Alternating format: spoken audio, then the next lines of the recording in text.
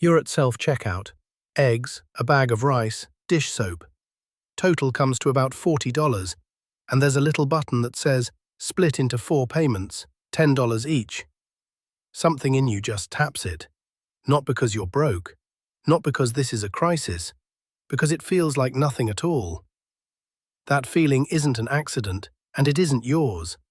In a moment, you'll get the exact move that puts the sting back into spending before the gremlin running that checkout button can numb it away completely.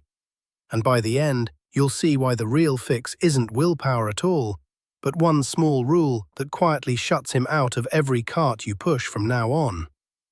Here's exactly how it happens, starting the next time you're standing right where you are now. You tap 4 installments on a grocery run. Rice, eggs, chicken, dish soap. Total, maybe $40.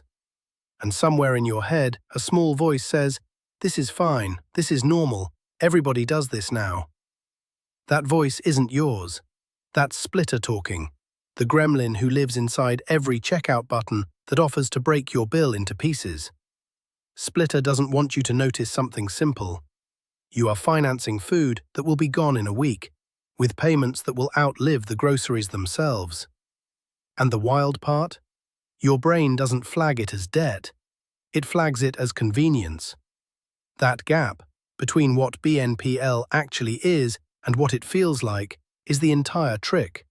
And it's older than any app. Behavioral economists Drazen Prelek and George Lowenstein gave this feeling a name decades ago. The pain of paying. Handing over cash triggers a small real wince in your brain, the same circuitry involved in physical discomfort. Credit cards dull that wince.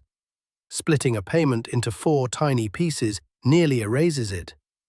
$40 becomes 4 charges of 10. Your brain does the math wrong on purpose, because $10 4 times doesn't register the same way $40 once does. Splitter didn't invent this reflex. It just found the exact lever that switches it off and pointed it at your grocery cart. Here's the part that should actually worry you.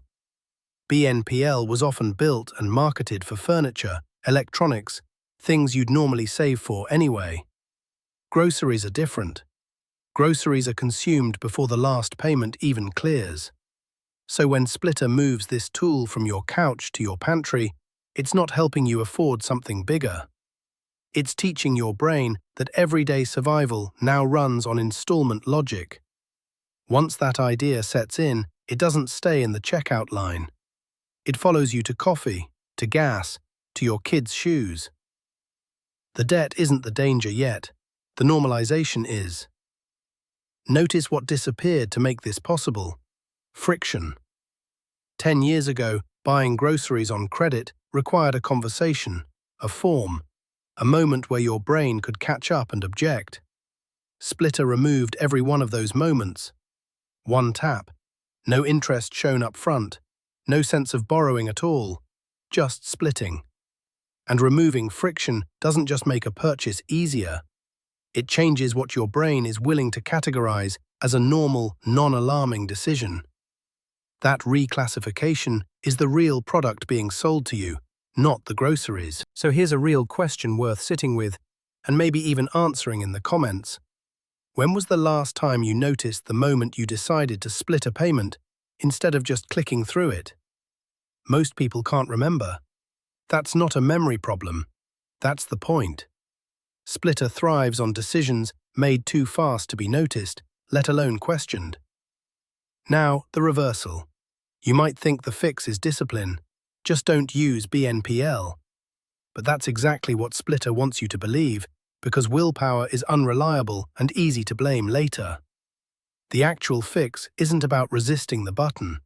It's about restoring the friction Splitter erased. If a decision takes 0 seconds and 0 thought, your brain treats it as free. So the counter move is mechanical, not emotional. Force a real pause back into the system.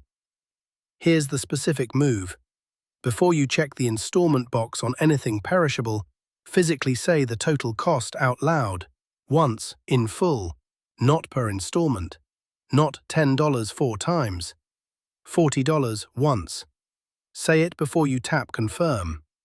This sounds almost too small to matter, but it works precisely because it reinstates the pain of paying that splitter engineered away. Your brain responds to language and numbers spoken in full far more than numbers split and hidden across a screen. Pair that with one boundary. Never split a payment for anything that will be consumed before the last installment is due. Furniture outlives its payment plan. Groceries don't. That single rule filters out almost every case where splitter tries to sneak installment logic into your pantry, because it forces you to ask a question the checkout screen never will. Will this even still exist when the bill comes due? You're not bad with money. You're not in crisis just because you noticed this pattern in your own cart. You're dealing with a mechanism built by people who study exactly how brains discount pain and then designed a checkout flow around it. That's not a character flaw. That's an engineered blind spot, and now you can see it.